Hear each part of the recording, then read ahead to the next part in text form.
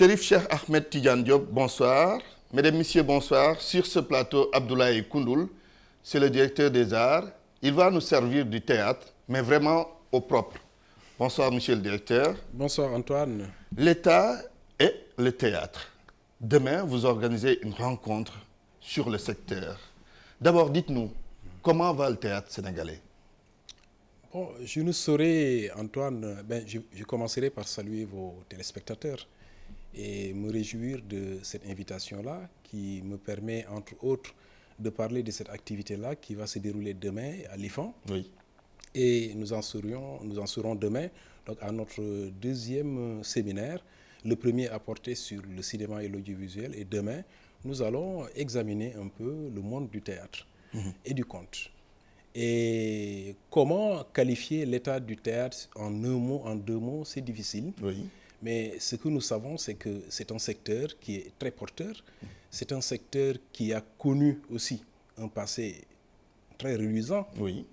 Et qu'aujourd'hui, aussi bien l'État que les acteurs s'évertuent à lui rendre un peu donc, ce lustre d'antan. Passé reluisant, présent donc peu reluisant, on peut le dire ainsi. Ou Peu bien reluisant, on peut bien le dire comme ça quand même.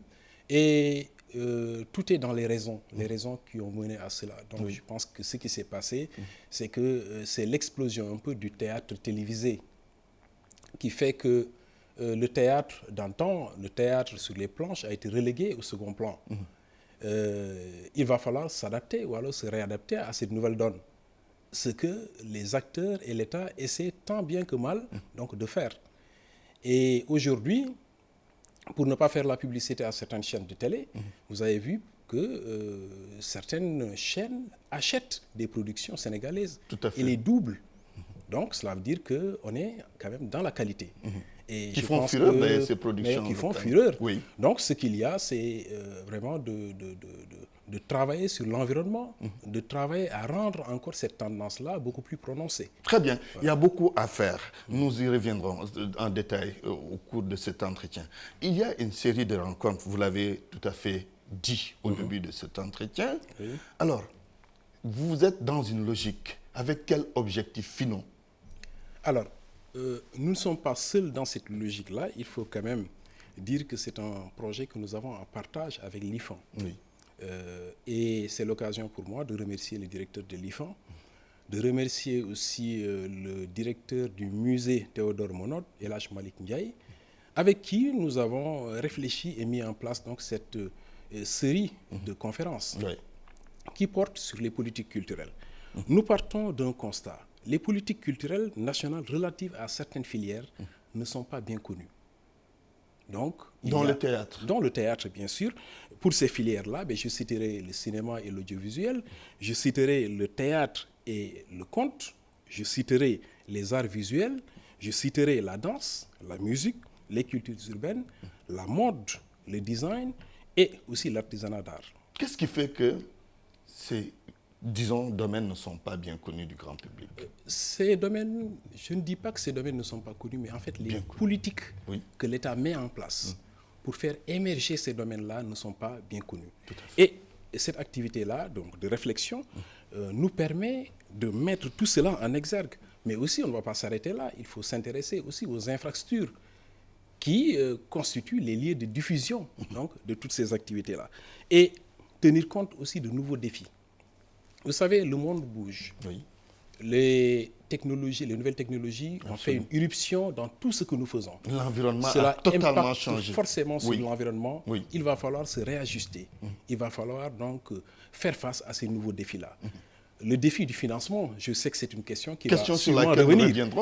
C'est autant de choses qui sont là et qu'il va falloir donc voir dans les détails, nous retrouver dans des activités de réflexion, aller vers des activités de remédiation, réfléchir sur les moyens de remédier à tout cela. Justement, parmi ces moyens, vous parlerez du renforcement du secteur du théâtre. Mais comment renforcer ce secteur? Nous avons pensé, et je pense que cela fait l'unanimité, la première question à régler, c'est la question de la formation. La question de la formation. Quand les acteurs du théâtre ne sont pas bien formés, on ne peut pas s'attendre à de belles productions. Donc ça, c'est une question qui est là. et qui commence à trouver une solution avec la réouverture de la division art dramatique au niveau de l'École nationale des arts. Mais mieux encore, Monsieur le Président de la République a instruit le ministre de la Culture pour aller vers une nouvelle École nationale des arts et métiers de la culture.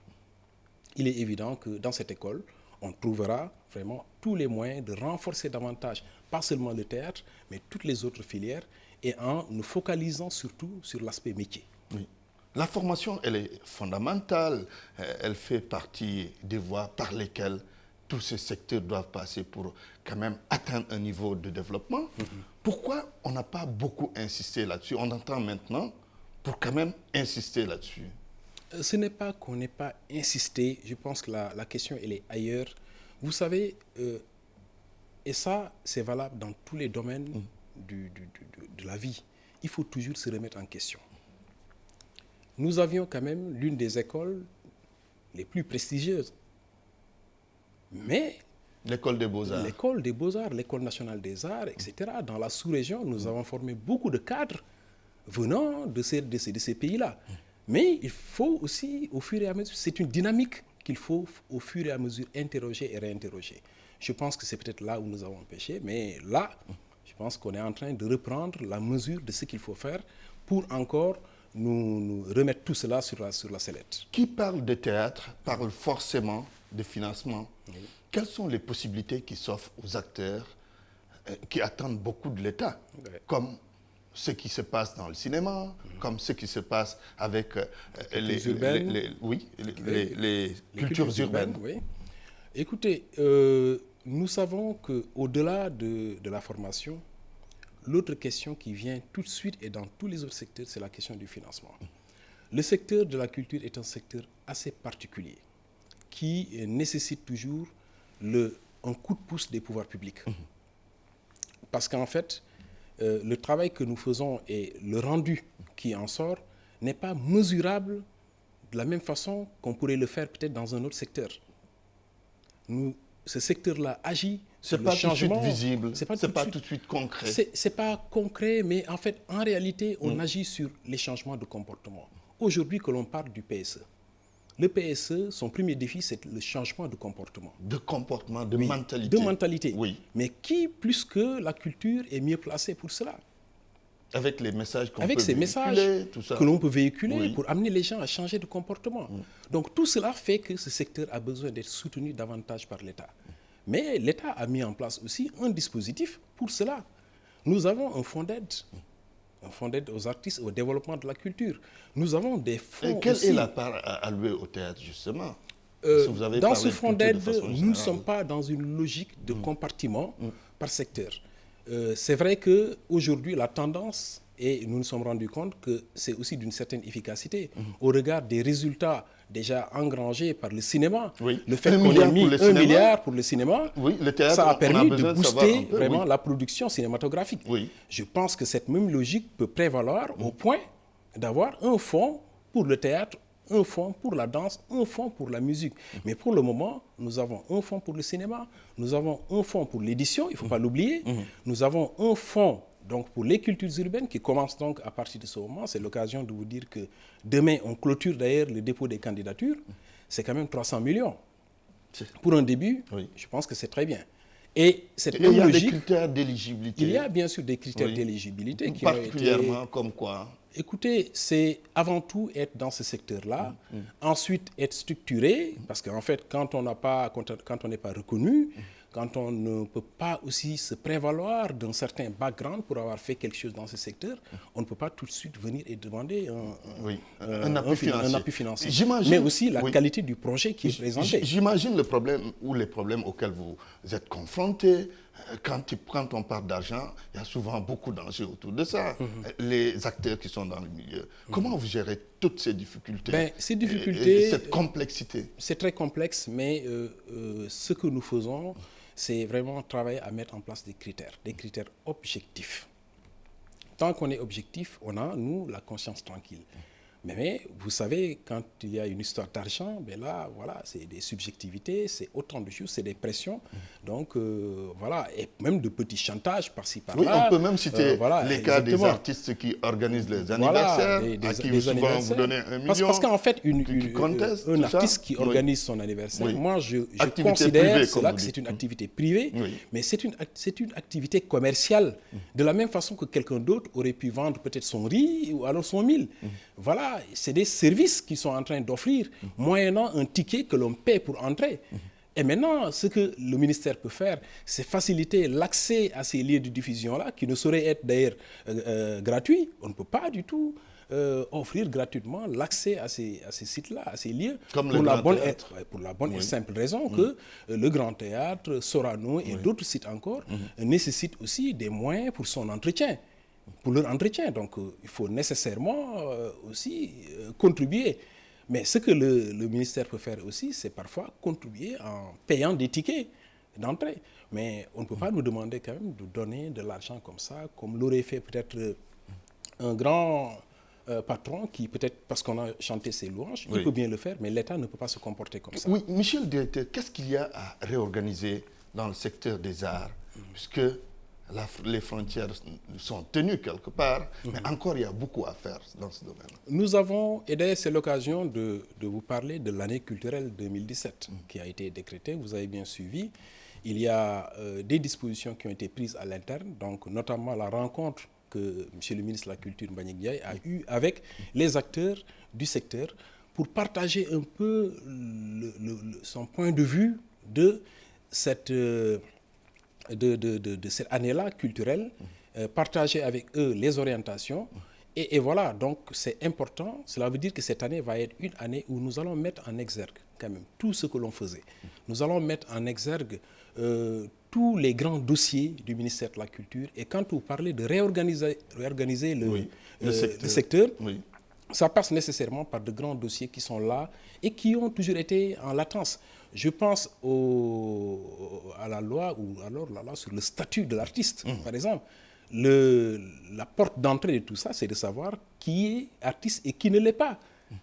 Et ça, vous allez clarifier ça? Oui, il faudrait qu'on le clarifie. Parce que quand même, c'est important. Nous sommes bien partis clarifier. pour ça. Cette année, nous mettrons à profit cette année donc, pour faire aboutir ces grands dossiers-là.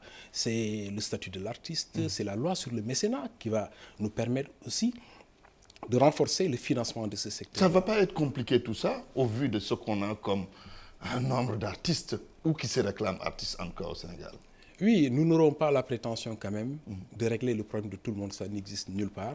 Mais quand même, il faudrait que tout le monde constate qu'il y a un bon qualitatif qui est observable. Très bien. C'est l'essentiel. Alors, le statut, disons, des acteurs du théâtre, puisque c'est le thème que nous avons choisi aujourd'hui d'évoquer. Est-ce qu'il y a une politique particulière pour le théâtre, mais aussi de façon globale pour les acteurs de la culture? Alors, qui vivent dans la précarité. Oui, la précarité, je pense que c'est la chose la mieux partagée dans ce secteur-là. Et pour cette raison, donc, nous avons mis en place la mutuelle des acteurs culturels. Plusieurs fois, vous avez vu ou alors entendu des artistes qui jadis ont connu un passé très glorieux et tout d'un coup qui tombent vraiment dans une situation de dénuement total. Oui. Et souvent, on appelle un peu à la rescousse, les gens viennent penser quand même. Cela ne nous glorifie pas, cela ne nous grandit pas à nous tous les Sénégalais. Donc, il fallait trouver un moyen de pallier à ces situations-là. Et nous avons mis en place la mutuelle donc, des artistes, où on ne demande pas beaucoup, c'est 2500 par année. Seulement? Oui, seulement.